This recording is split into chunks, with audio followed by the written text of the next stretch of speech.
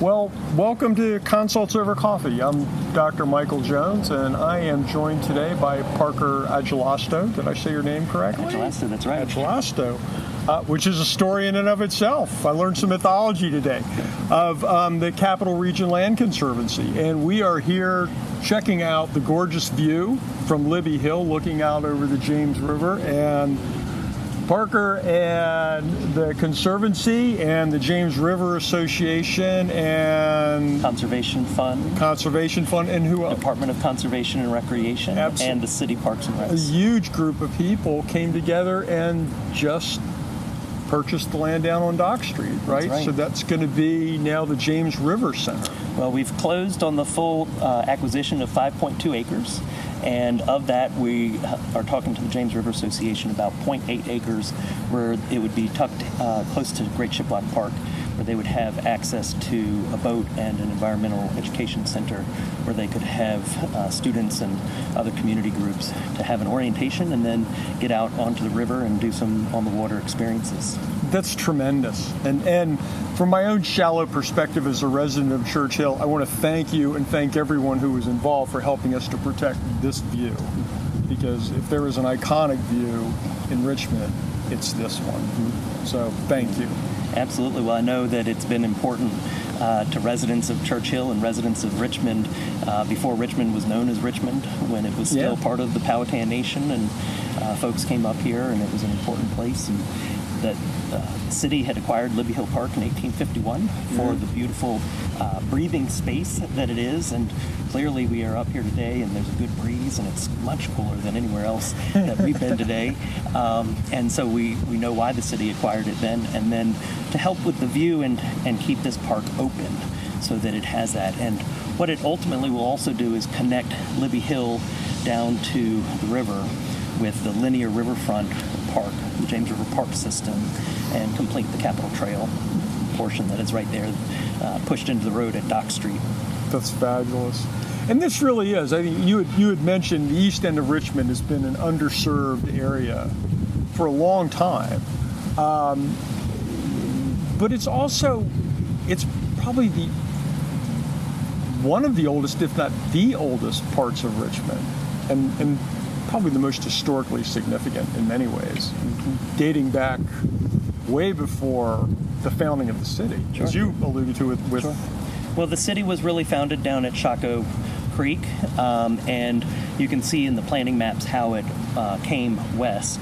And when they did Libby Hill Park, was not known as Libby Hill Park at the time, but when they did it, it was in speculation of having development push to the east. And they also did Monroe Park at the same time in the anticipation of development pushing to the west. And that was how that came about. But on the other side, you had Rockets and you had older communities as well that were thriving largely as port communities. Right. And the property that we've helped to acquire on Dock Street was the port of Richmond. It was the main center of commerce and where people would board on ships to leave if they were going to go to Norfolk or so. They didn't have trains then. They didn't have canal systems. They literally used shipping as their means of getting cargo and people to and fro. And I think a lot of people today see Rockets Landing housing development in Henrico and say, oh, that's Rockets Landing. But it's not. The true Rockets Landing is right down here. Absolutely. And that is very evidenced in all the historical imaging that we have access to show where the location.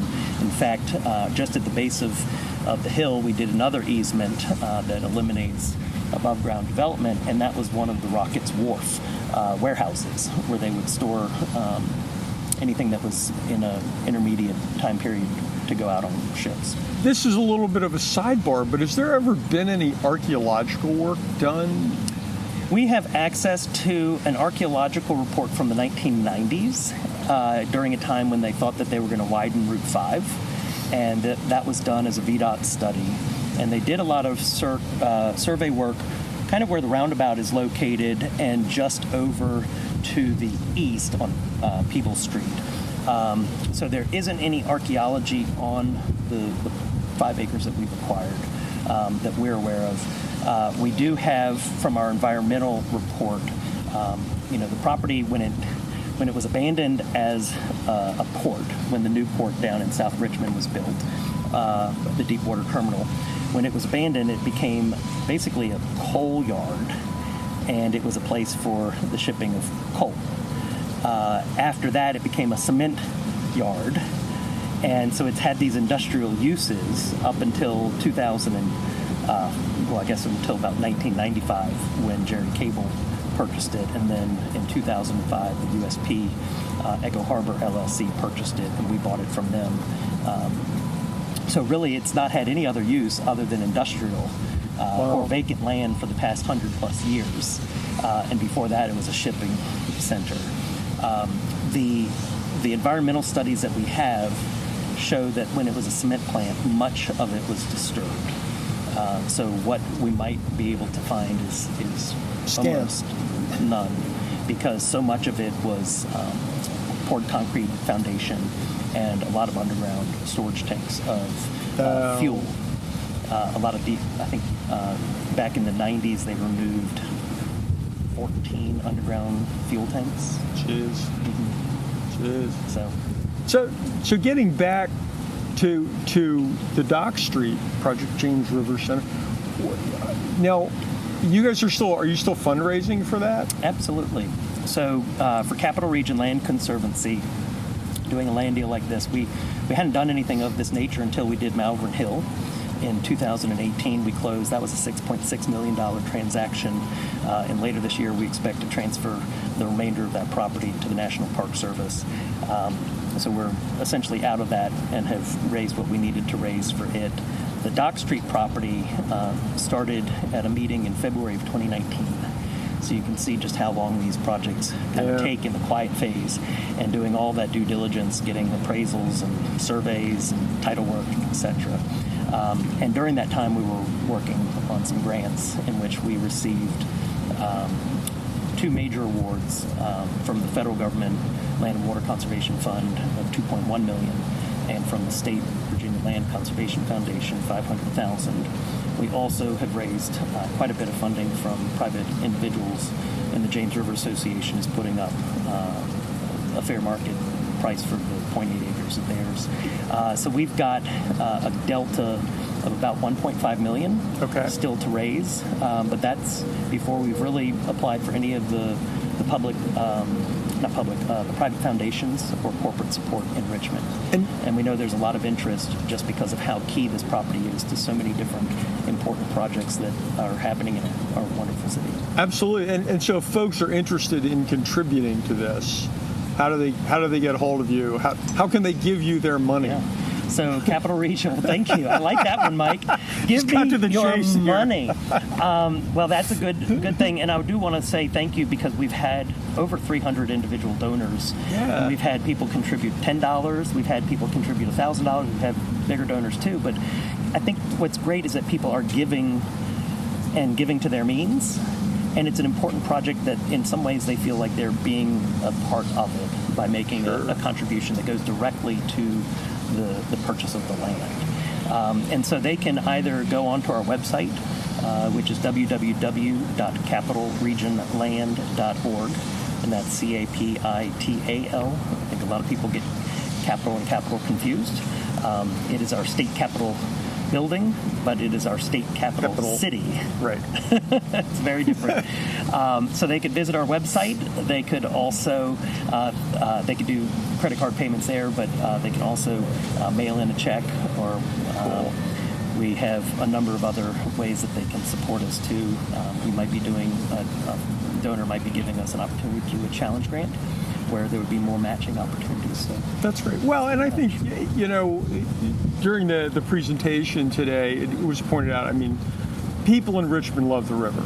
That's a lot of reason why people are here and why people come here. And in life, you get what you work for. And I think a lot of times folks kind of feel like, well, man, they're talking about millions of dollars. What's my $20 going to mean?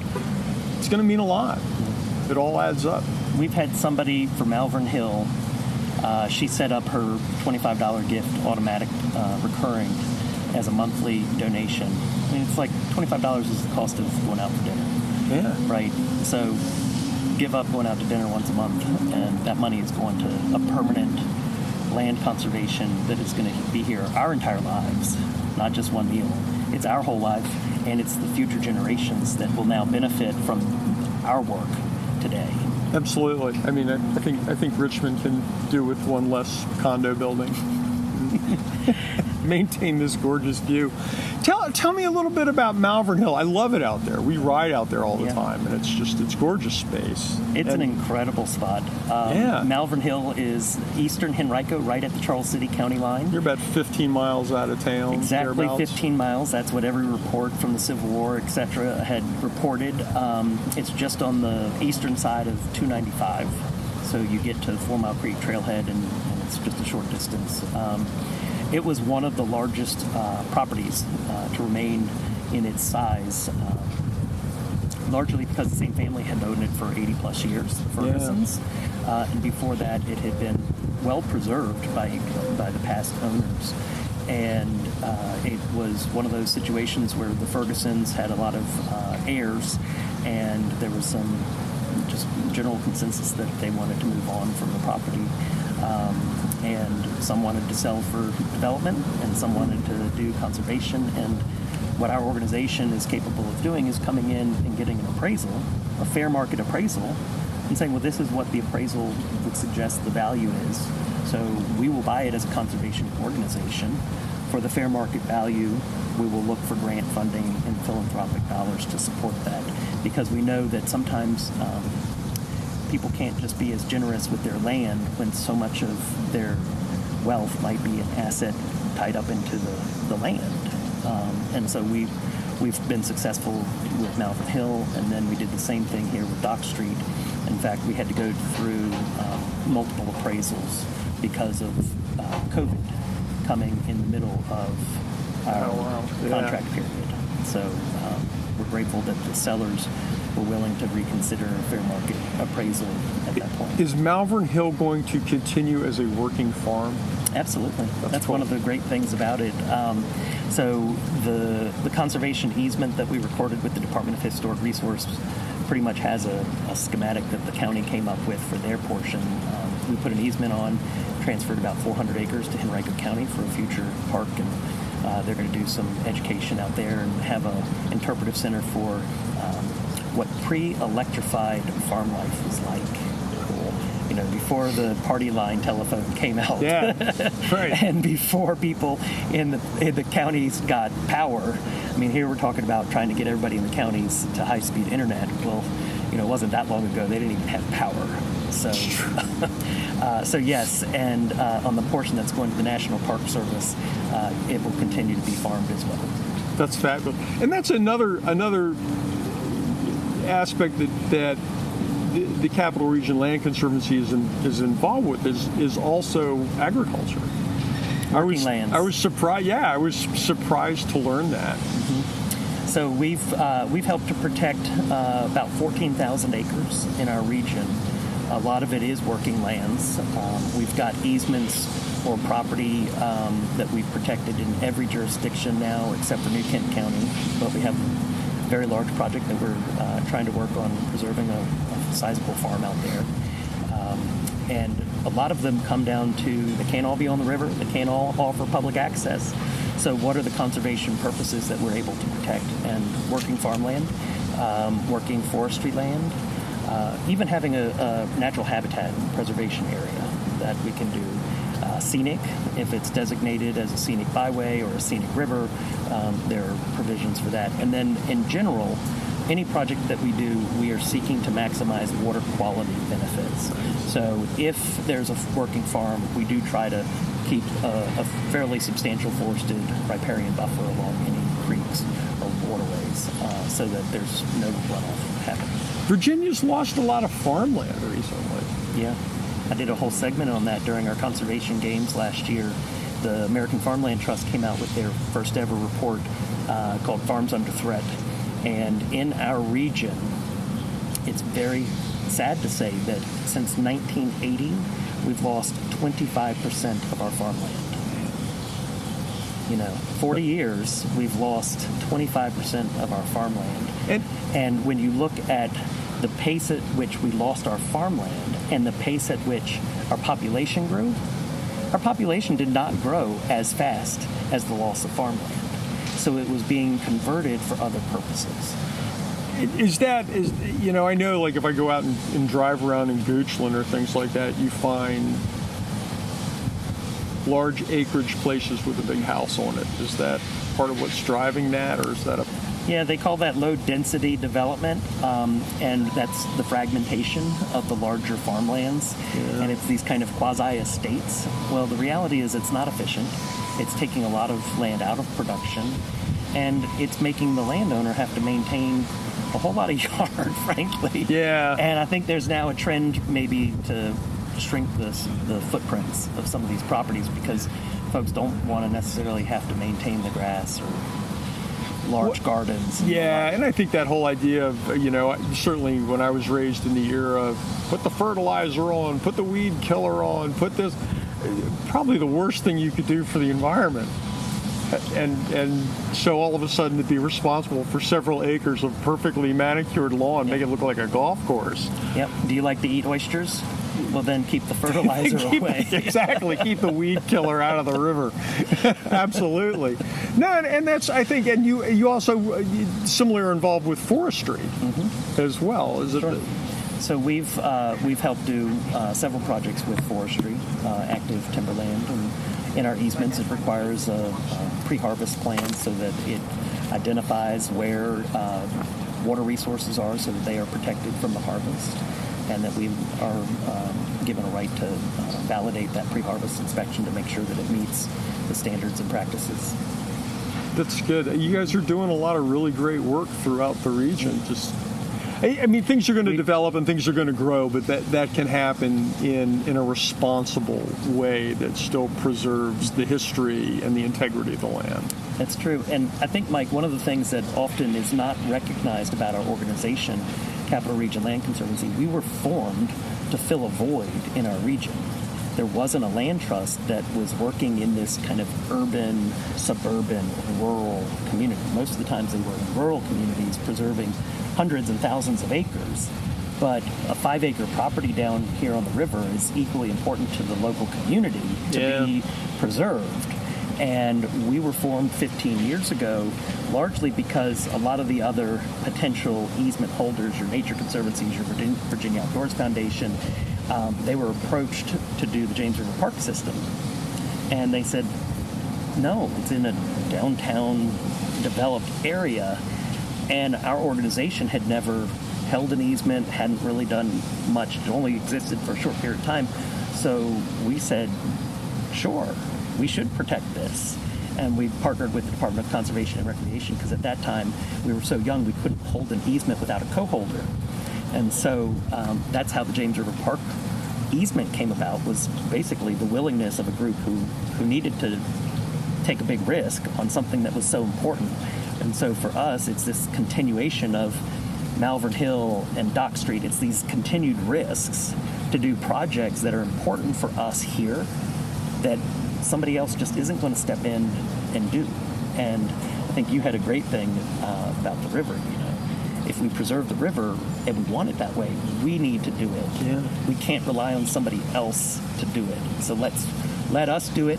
And then through the conservation easement, which becomes a legally binding perpetual document, there is a stewardship that comes, and we will forever have the ability, our organization, to confirm how this property will be protected. That's good. That's really good. If people, so what's next? I mean, there's still work to be done here, obviously, but what else is on the board for you guys? So we still do plenty of conservation easements on private land, the working lands, the farmlands, and the forest. We're looking at several projects out in the east end of Verina. We've got a property that we just took ownership to on Deep Bottom Road next to Deep Bottom Park that we're hopeful to make an announcement about soon. We've got some projects where we'll make an announcement soon on the Chickahominy River. We've just submitted some grant applications for a property that we can actually see from here. We're working with other partners, the Friends of the Lower Appomattox River, on helping to secure land for the implementation of their river trail. So there's a lot of exciting things, and we really do try to support everyone throughout the entire region, whether it's Powhatan or Goochland or Chesterfield, Charles City, New Kent, Hanover, City of Richmond. We really want to make sure that people are getting the types of land conservation projects that they want to see in their community. If folks can folks reach out to you if they have land that they wanted to donate, or if there was something that they thought might be worth looking at? Can they reach out to you guys? Absolutely. So we have an application form for landowners who are interested in putting a conservation easement on their property, and they would consult with us on the application, and then it would go through our review committee, and we would do site visits and analysis and get our board's approval before we go too far. But we have also accepted the donation of land. For example, on Warwick Road in South Richmond, we took a donation of 13 acres that we're holding to transfer to the city as a future park. And it was just a gift. It's not under an easement. It was donated to us. It's still considered protected land because our mission says that if we hold land and it has conservation values, then we must protect those. So we will be doing that with the city very soon, and that was because of the generous donation of land. We do have some other land offers that are happening that have good relationships to National Park Service lands, and so it almost creates as an extension of the park space. You had mentioned, obviously we talked about Malvern Hill, which was part of the 7 Days campaign. Towards the end of the war, there was a lot of activity out in that area with deep first and second deep bottom. And Newmarket Heights. And I know some of the Civil War trusts are involved in trying to secure land. I also know there's a whole lot of housing growth that's going on out in that area. Are you guys involved in that at all, or looking? We don't do anything about housing growth. Right, no, right, except for trying to prevent it. Right, no, right. Are you the guys building the houses? No, that's a joke. But it's hard to say because I know this will be shared on your YouTube channel. But a lot of land transactions are still somewhat confidential. Right. I can assure you that. With the 40 acres that we acquired and protected on Longbridge Road that intersects with 5 battlefields, with 350 acres on Deep Bottom that we acquired that is core battlefield for Newmarket Heights, we are in conversations with a lot of the adjacent landowners who are right there in the middle of it. And we're really, really excited to hear their desires to protect their property. They're seeing that push of housing coming further out. There's actually a property right now that is core battlefield in Newmarket Heights that just filed a request for zoning change in Henrico County called the Ridings. 770 houses is the proposal. And it's frankly something that we would rather see preserved because it's adjacent to already conserved lands. It's adjacent to where the National Park Service for the better part of 70 years has said that they want to create a Newmarket Heights visitor center, a center where they could tell the story and share with the public the land on which the U.S. colored troops fought to their greatest victory in the 14 Medal of Honor recipients. Yep. It connects to other lands that are already protected in Deep Bottom 1 and 2 that then connect back over to the National Park Service battlefields at Glendale and Malvern Hill. And so it creates this arch from Deep Bottom all the way back over to Malvern Hill of what could be protected lands. And here's this one housing project that really is in the middle of it. It's right in the middle of it. That's unfortunate. There's amazing history out there, and it's I always like looking at old maps to see how the old roads kind of morphed into new roads or disappeared, or you can still go out there and occasionally see the old road traces. It's beautiful country, and there's incredible history. Incredible history.